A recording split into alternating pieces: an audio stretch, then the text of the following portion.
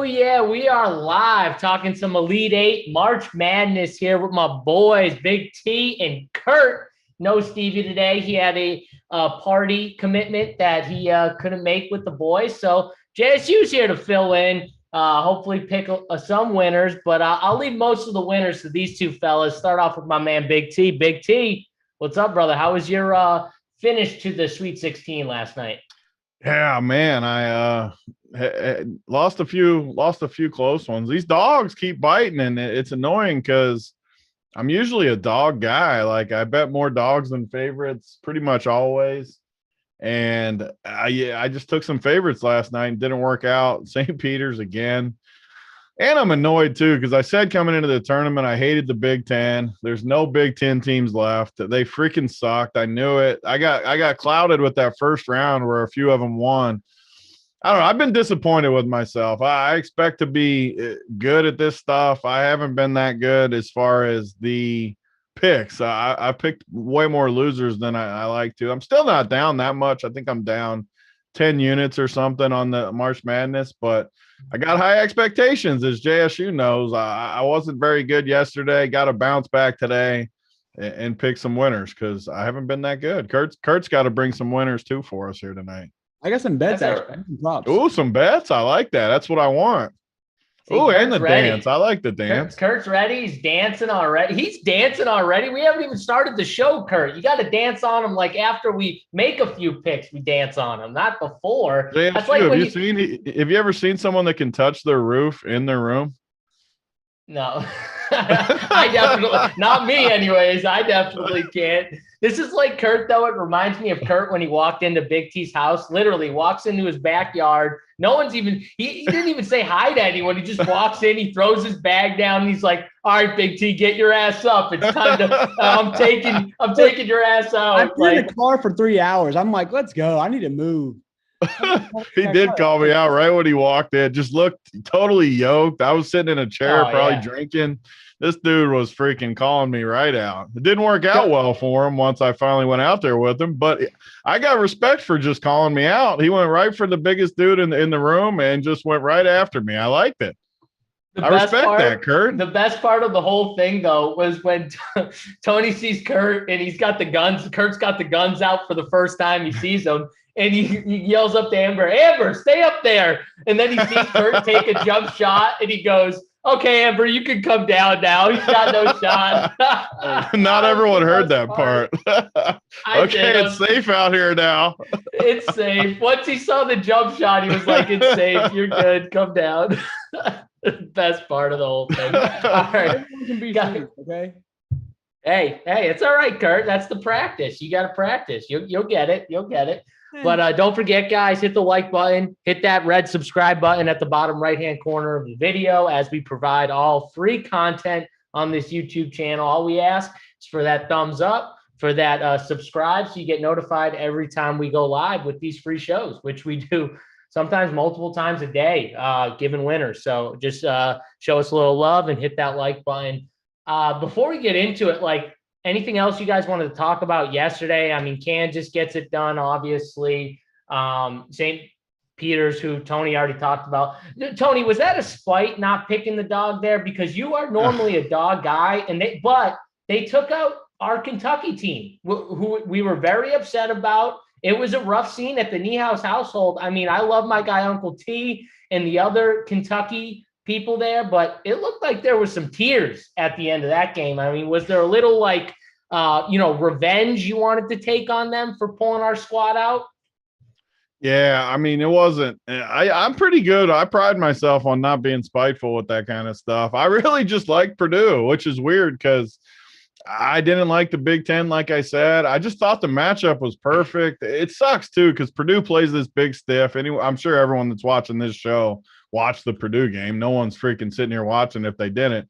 This big stiff, what I hate more than anything in life, this guy is so bad, and they play him over Travion, who is actually decent, and it's so freaking tilting. And every time the dude would come in, St. Peter's would go on a run. Every time Travion would come in, he'd bring them back. Like in the second half, they went on like an 8-0 run with him. God, it tilted me. It wasn't spiteful, but man, it definitely looked bad when it's all said and done. Because I mean, they were given 13, never had a chance to cover. I mean, outside of one little stretch, it was just a bad play. It wasn't spiteful. It was bad though. I'll concede now, that. Tony, they did run with your boy Williams, Travion, down the stretch at least. Yeah, they did run with them down yep. the stretch. They didn't bring the stiff back in, which I noticed. The big, tall, really tall dude. And I thought they did a really good job on Travion, which I thought was the biggest factor of the finish of the game. Yeah. Was where they were really doing a good job of forcing him when he caught the ball to catch it from not in the paint, right? They were pushing him out, forcing him to catch, make multiple dribbles to get towards the paint. I thought they did a really good job of like forcing tough shots. And then he had like a bad foul over the back, which I don't know about that one. I don't like those type of calls when it's they not did like get a lot of calls egregious. too. I'm not one to blame the whistle, but I think there was 6 straight trips where a St. Peter's guy ended up on the ground and just free throws. It was again, I'm not blaming the refs. There was that other one with Lee when there was 2 seconds left in the shot clock and Lee missed. Travion hit the ball out of his hands. He was going to get it, and the white dude, I forget his name, kind of jumped into him.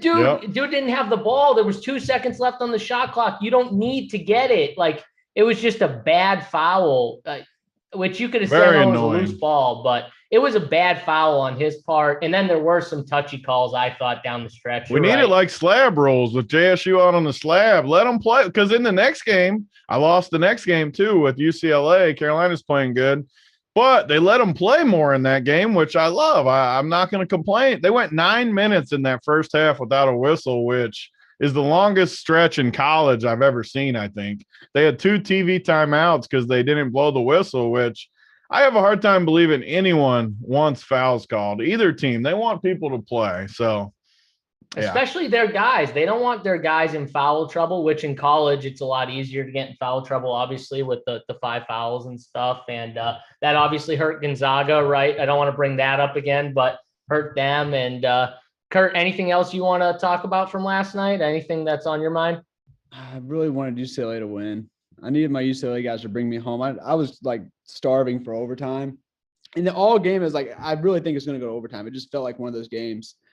And then Caleb Love literally just playing godly. And I was like, wow. But I had a lot of Caleb Love, so, it's all right. We had a pretty good night. Yeah, well, he smashed. So I think you'll take the love that Caleb showed you on last night's slate. He was freaking awesome, by the way. He was. Carolina's a fun team, and they're at the point now where they look good in the conference tournament. They've looked incredible in this tournament. And what I love the most about them is they only play 5 dudes, basically. And I just like their guys.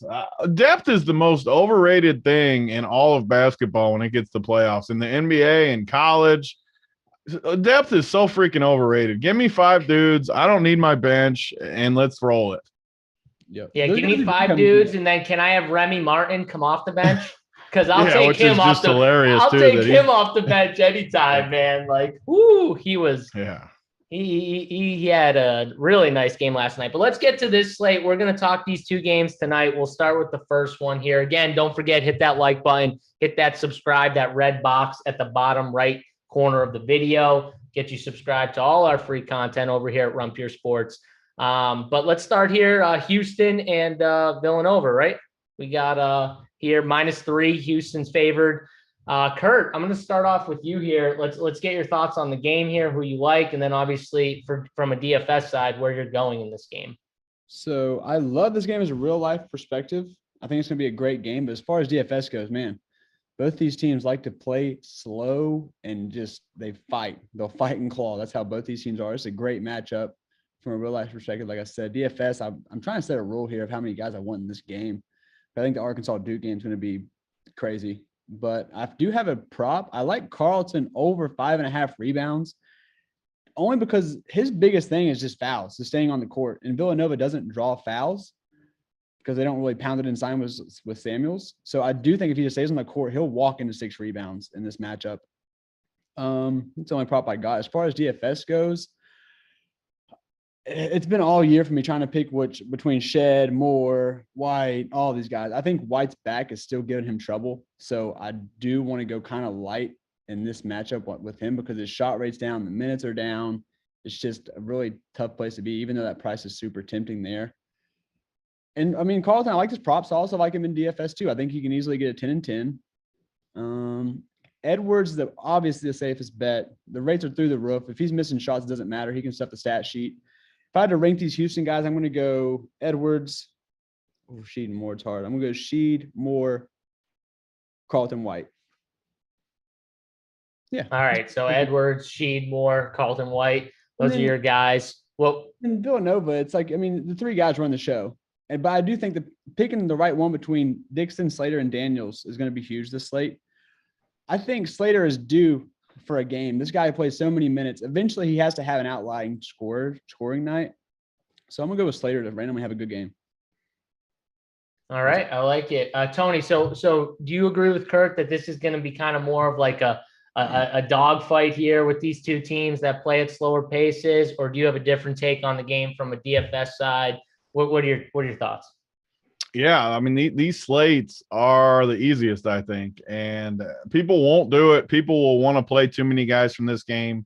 I mean, we got a 127 total, and I think it goes under. I just don't. Both these teams play great defense, slow pace. They're just going to compete. They're not going to get points. It's not going to happen under any circumstance. And the next game is going to play open and free and more talent and better pricing. So I compare this a little to some of the 2-game NBA slates because it's what we talk about more. But I think you just play one piece from this first game. There's a couple pieces that we can go with, but max one, not two on any team. Jam the second game and just watch your money collect as people. I mean, people aren't going to go crazy with this game. They're not just dumb, but they will play 2-3 pieces, and that's one or two pieces too many. And I just don't think you need to do that. And I think it's going to be a great game too, as far as basketball. You got two teams that swarm on D, too well coached. Everything points to a great game here. So Villanova's a tournament tested, as we know. Houston's been awesome the last couple of years.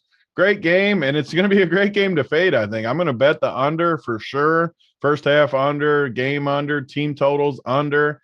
And I'm not going to bet either side, but I'm just going to root on defense. And then fantasy-wise, I'm kind of with Kurt. I mean, I would just rank it more than likely by price, which puts Carlton probably number one for me at 5,300. I think it's a decent spot for him. But the rest of these guys are all very similar plays. They're going to grade out around 4X, which is good in college, but not great, especially when you see the next game where we got underpriced guys all over the board. So super simple slate for me. I'm going to play one guy from here. More than likely, it's going to be Carlton. But in my multi-entry, I'll sprinkle some pieces around this game. I think there's going to be a lot of bust, though.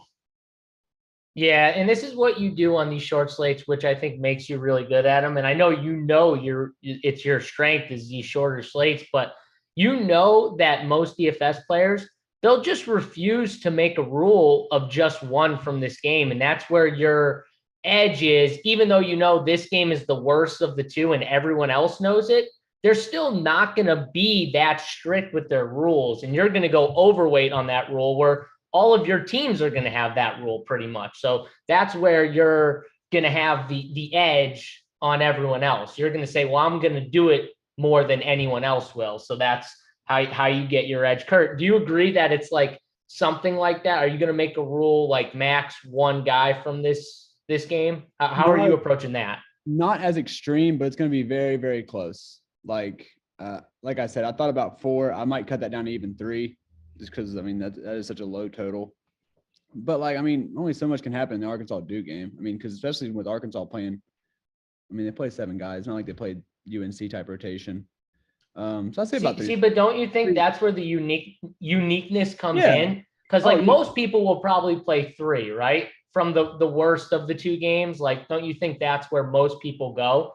So if you're trying to be unique, taking it from 3 to 2 or 1, Everyone's going to probably do your best exactly case. what JSU is saying. 5 in the second game because they always want 3 from one side, 2 from the other. In this game, they'll play 2 from one side, 1 from the other, and it's just how it happens. It's just psychological. Like I know for a fact, looking at this slate, that people are going to do it. Like I know how people work 2-game slates. Everyone will look at it and say it's the worst game for sure, but they'll be like, I still need, 2 or 3 or 4 pieces. Like I can't not have this game. So that's where the uniqueness comes in. If you did play one guy and let's just say the Duke game goes into overtime, like, or whatever, then you're sitting Which pretty. could easily happen too, because these 2 games are good games. The only problem is I really like Carlton, and I really like Carlton and more. Like, I mean, if you really like 2, like 2's not crazy. Like I don't think, especially if you have a strong take. I think it's even better if you're playing like 3 teams and you love 2 guys from the early and you just play them on all and then mix and match the next game. That's even better. I don't have 2 strong takes like you do, so then I only want 1. But if you love 2 guys, absolutely go with them. Yeah. See, with your 1 though, you can say, because I'm only playing 1, I can have a few more in my pool and mix them a little more because you're only getting 1. But you're right. Like if Kurt has 2 strong feels on this game, it would be, an advantage to just say, I'm going to lock them in and then rotate the other game with as many pieces as I can with my 2 favorite spots. That's just what I'm more getting at, though, is like, that's the way I think people are going to attack it. So if you do that strategy, locking in 2 guys or playing 1 and rotating them, that's where you're going to get more unique builds, because that everyone else they won't make those strict rules. That going in. So that's where we're at there. So Tony, who do you like to win this game? Who's the winner that comes out of this game? I usually have strong takes. I really don't. I mean, just to give a pick, because I've given it on all these shows, I guess I'd take the points with Villanova +3.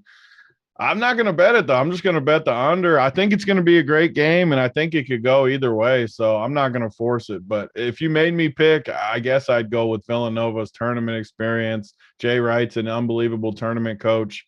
I'll go with him, but definitely not conviction behind it. Yeah, I'm taking the coach here, Villanova, but I'm taking them. I think they win this game. Kurt, what do you got in this game? Who's the winner? Give me Houston.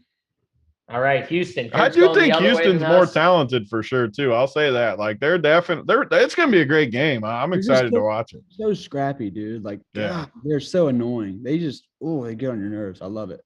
Listen, when you get to this point, though, in the tournament, they're all good teams, right? You don't get here if you're not like a solid team, and you have to beat good teams too, like by this time. So they've all been tested a little bit. Like that's where, I think these are going to be 2 good games. Let's move on to the next game, though. Arkansas, Duke -4. They're the favorites here. 148 is the total. So we got a big difference in these 2 games here. Kurt, let's start off with you. From a DFS side first, what are we thinking here with this game? Stack it up. Like we just said. I mean, I think Amude has a big bounce back game. I'm really hoping people are sour on him because of that foul trouble thing. So I'm going to try to be overexposed on Amude. Note's shot 29 times last game. That was helped out from Amude being in foul trouble, but he's still going to chuck. The guy's shot rate's 30%. Jalen, I'm going to be a little bit lower on Jalen than everyone is, even though I like attacking Duke inside. I just feel like sometimes with Amude and Note get on, he kind of just slides in like the background of that. And he's not aggressive at all on offense.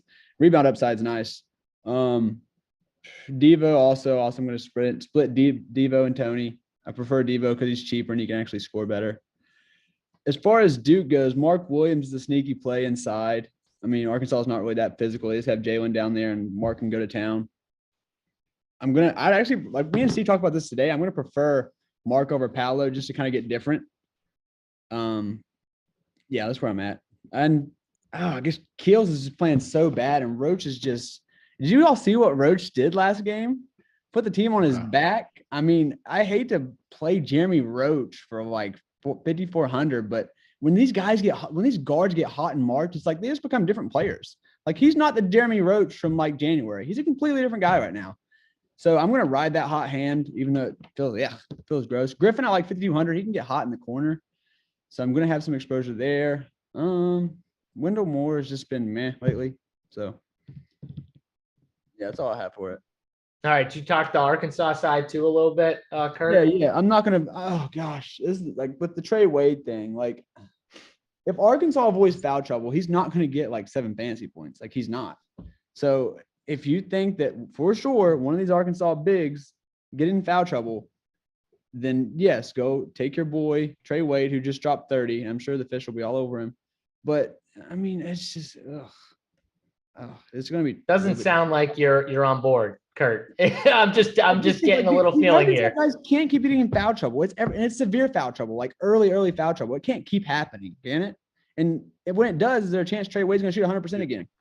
You've seen these college refs. These college refs love blowing their whistle. It's crazy. And Arkansas plays aggressive, from what I've seen, at least in the few games I've watched. They play pretty aggressive. The refs, like Tony said, though, are we going to get the refs from like the UNC game where there's like not? You don't see that. It's Coach K too. You know these refs are giving Coach K some calls. Like you just know they are. Duke always gets the calls. They'll get calls for sure. I don't know. You might see some more foul trouble tonight. I'm just going to throw it out there. Tony, what do you think about this game here, Duke, Arkansas? What do you got from a DFS side? Yeah, it's the opposite of the first game. There's so many good plays. I mean, Note shot the ball 29 times in the last game. I don't know how you fade that. And Jalen, I mean, Kurt can take a stand and fade him, but man, I'm not fading. You said you might be off him a little. No, I'm going to be under the field. I'm going to be under the field on him. Yeah, I mean, those two guys are very tough fades for me. They're just projecting way too high. They're just going to play the whole game unless they get in foul trouble. Yeah, you could bank the foul trouble for sure, but if they don't get in foul trouble, they're for sure going to crush. I don't know, the really good plays. And then it comes down to Moody. He owes us from the other night. He let us down big time. I think he bounces back big too, just like Kurt does.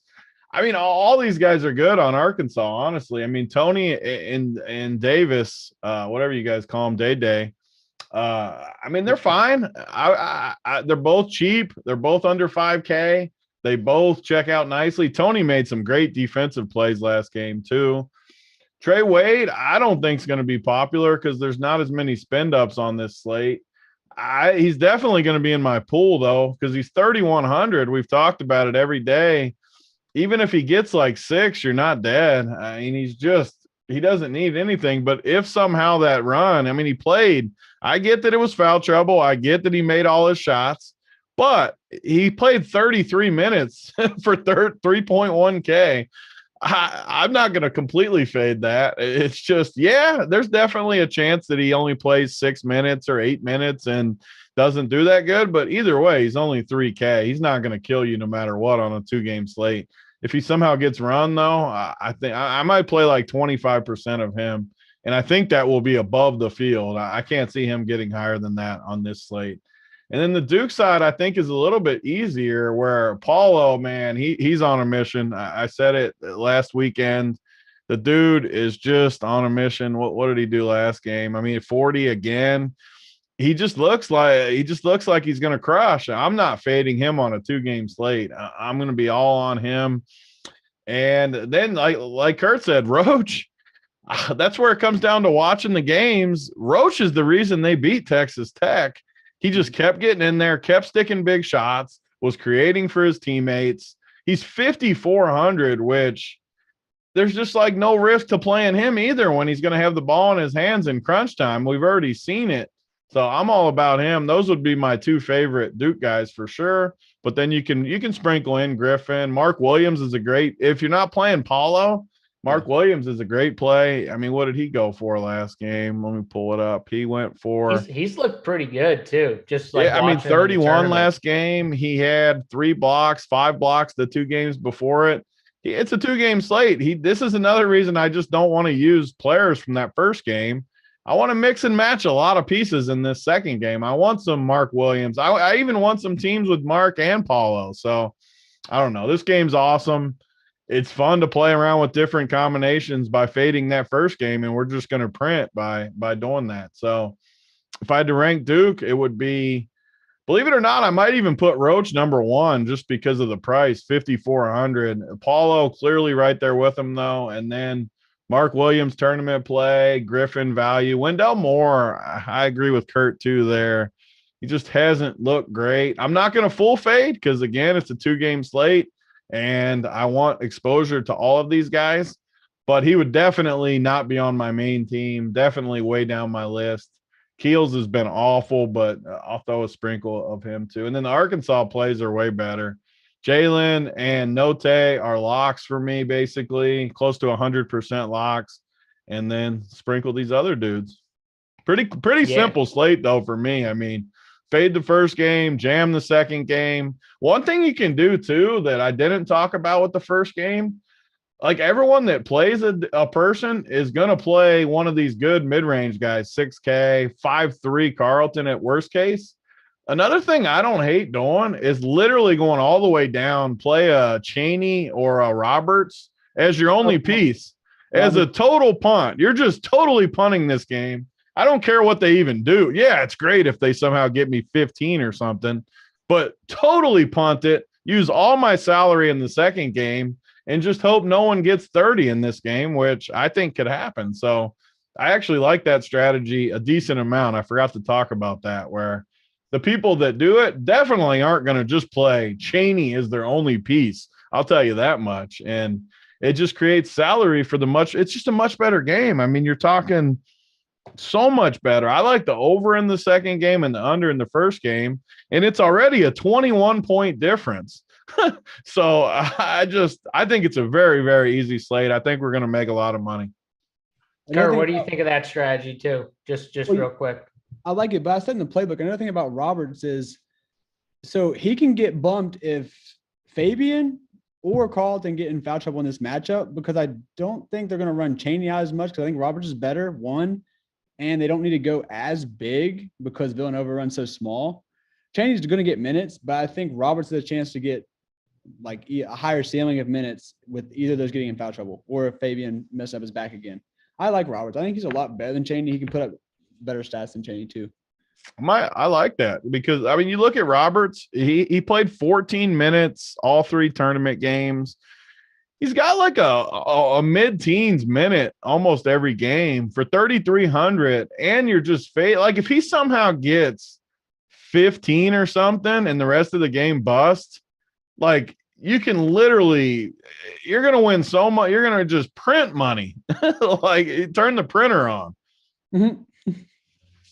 Well, there you go. We're turning the printer on tonight with this game. I see a few things in chat. Our girl Allie Max says Villan no fun, so I don't think she likes Villanova. I'll just throw that one out there right now. But shout out to her. I saw her giving some winners on Twitter. Make sure you check her out, Allie McCann on Twitter. Allie Mac, our girl, giving some golf CBB winners. She's been all over the place giving winners, so check her out. We got Joe Ruff saying don't play Wade. So Joe Ruff does not like Wade. I see. I love when people like have a strong take about the 3K guy. This happens in the NBA too. Like, how can you have that strong of a take about a guy that's 3K that just scored 30? Like, I don't understand it. Does it feel like chasing to them? Because even so, he's still so cheap, it doesn't he's matter. Still 3K, right? Like, exactly. Yeah. Like, yeah, exactly. I get their point. Like, they're trying to like get ahead. He's not going to do it again. He could easily get you 6, but what they're missing is he's still 3K and played 30 minutes last game and got 30 or whatever, 30 points. Right. And you're probably playing him saying, I don't expect him to give me 30 again, but if he plays 30 minutes, you know, I'll take my chances, right? Like that's just what you do when they're 3K. So I get it. And you're going to get the Duke whistle. So I don't know how you can be so certain that he's not going to do decent again. You're definitely getting the Duke whistle. Nice Kevin's in chat says Duke UNC written in the stars. I mean, yeah, actually, that makes a lot of sense here. So I could see that. Josh says, what about the 3K guard for Houston? Right. Is it Walker or is that who it is? I don't even see a 3K Walker guy projected, so I don't know who it is. So yeah, I wrote about that in the thing too. So I put if any of the guards get in foul trouble, he'll get a bump in minutes. Who? I don't even have a projection for him. So who is it? Ramon Walker Jr.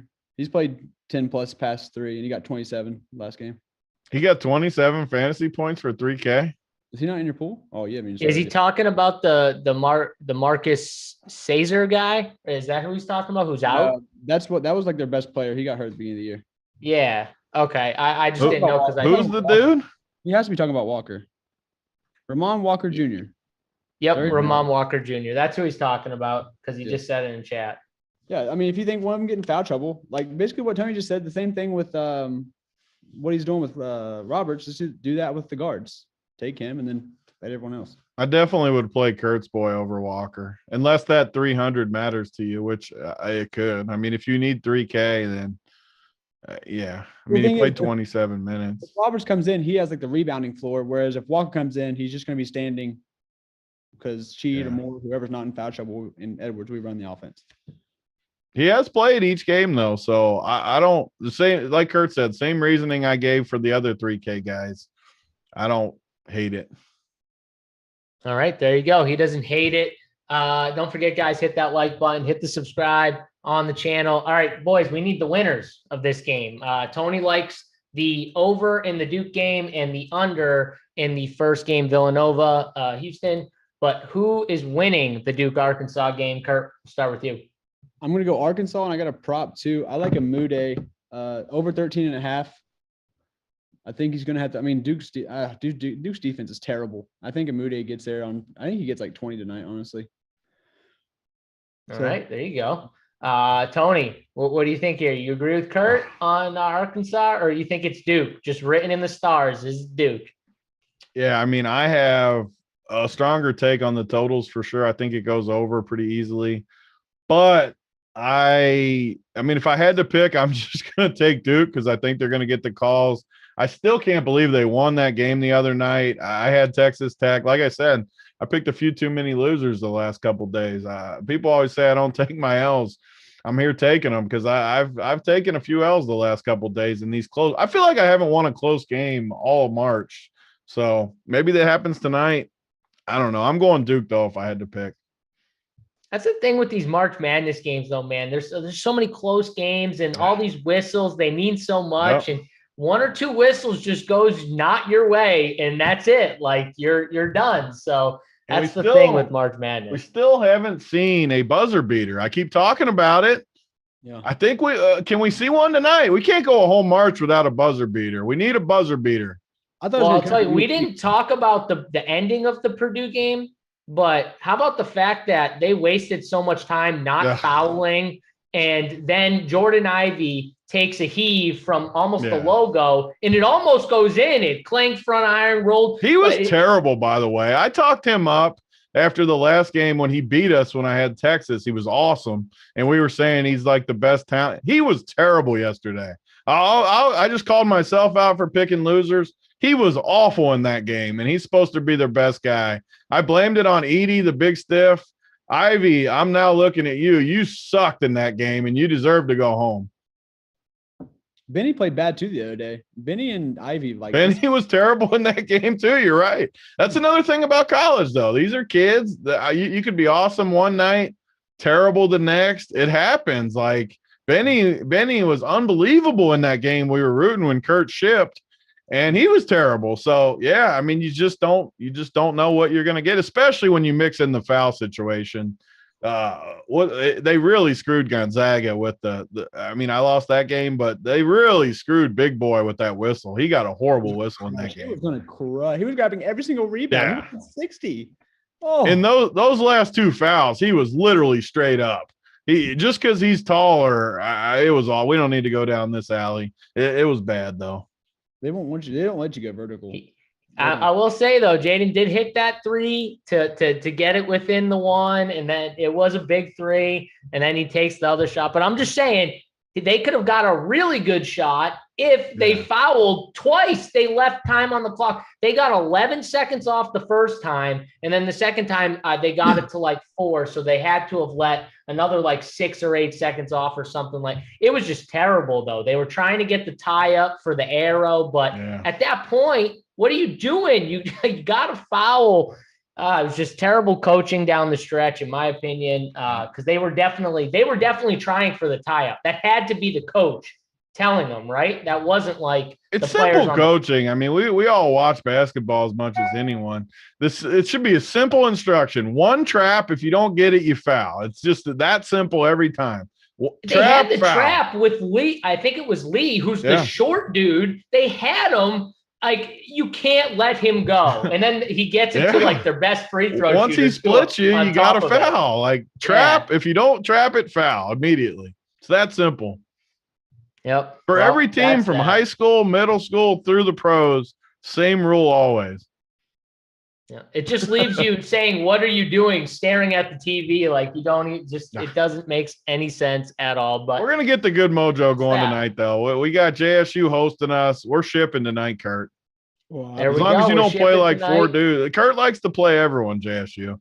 We got to get him to not like play all the dudes. He's probably got like, what is there? Like 20 dudes you could play. He's probably got 18 of the 20 in his pool or something. No, I called him out. So I have a feeling Kurt's going to do one of these strategies where he's either locking in 2 of his guys, or he's going to at least make a strict rule where he's not playing 3 or 4 and he's going to play 1 or 2. You better not play 4 dudes in that first game on any team. No one's stacking the first game. It's going triple OT. He's going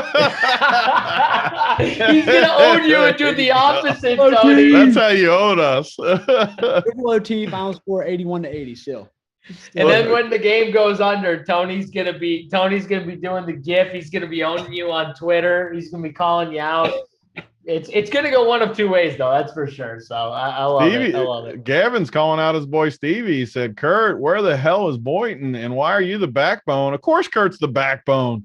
Kurt's here grinding. He's not even sweating out Euro basketball today like the last few days. He's here. He's committed. Stevie's like he's at rubbing the wife's back, holding her hand right now. That's what Stevie's doing. Kurt's picking winners. He must have been shopping for the wife, because I saw him with the high noons in the basket. He took a picture and sent it in the chat. So he had to be shopping some drinks for his get together, his party, whatever he was doing. So that's it. Tony, are we doing is there going to be a show tomorrow for the Yeah, I mean, now that we did it today, we're going to have to run it out and do one more tomorrow for sure. I guess the game, what time are the games tomorrow? You know what, tomorrow is actually probably a more crucial show because you have all those St. Peter's guys who play. Yeah. So and there's going to be a way bigger play for tomorrow. They start at 2 tomorrow. What time is the NASCAR show? We're going to come on before NASCAR tomorrow. Assuming there is a NASCAR. Tomorrow's NASCAR show, I'm pretty sure, is 11 a.m. Okay. Well, we're going to do it at 10 tomorrow, Kurt. Well, and JSU's got a host for us again because no, Stevie might be back tomorrow. He might be done holding. Either way, JSU's coming on. Either way, we'll figure it out. If I need to come on and we're definitely doing one, though, now that we made it every other day. We're not stopping now. We're running it out. There we go. See that? That's commitment right here from Run Pure. Hit the like button on your way out. Hit the subscribe button. Come on. We earned a little love for this show here on a Saturday, 4 o'clock. Producer Simon came in. Big T, Kurt, myself. We'll be back tomorrow, hopefully with Stevie. You better not be missing the friggin' show 2 days in a row. Gavin's all over him, though. I do love it. He said, "Will Boynton watch the Elite 8 games live?" No, minus 180. Minus 180. Wow. You heard the story about the other night, right, JSU? No, I missed that. This guy, Stevie, jerks his schlong all year to college basketball every day. And then the other night, we're down to the nitty gritty here. This is when all of us are even watching it. The dude goes to dinner, records the games, and acts like he watches them in the middle of the night. He didn't even watch them live in his own sport. Oh, that's Stevie. I would have never. And then he misses the show today. Like that. Oh, and then the show on top of it. It's a rough scene for Boynton right now. He's got to come on the show. He's got to come on the show and redeem himself tomorrow. New Orleans and watch the games live. He's got to go to the Final Four now. Yeah, that's the only way he can redeem himself is going live now to the Final Four. Yep, that's it. All right, we got to get his boy Gavin on tomorrow. Gavin will own him.